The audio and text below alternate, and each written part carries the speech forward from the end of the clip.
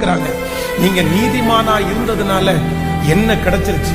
நீங்க உண்மையா வாழ்ந்ததுனால உங்களுக்கு என்ன கிடைச்சிருச்சு? நீங்க கஷ்டப்பட்டுட்டு தானே இருக்கிறீங்க, நீங்க வருத்தப்பட்டுட்டு தானே இருக்கிறீங்க. ஆனால் பரிசுத்த வேதாகமம் தெளிவாய் சொல்லுகிறது, அவர்களுடைய பார்வைக்கு ஒருவேளை நம்ம பொழைக்க தெரியாதவர்களை போல அவர்கள் சொல்லலாம். ஆனா கர்த்தர் வாக்கு கொடுக்கிறார், நான் இளைஞனாய் இருந்தேன், நான் முதிர் வயதுள்ளவனுமானேன், ஆனா உன்னை கண்டுபிடிச்சேன்.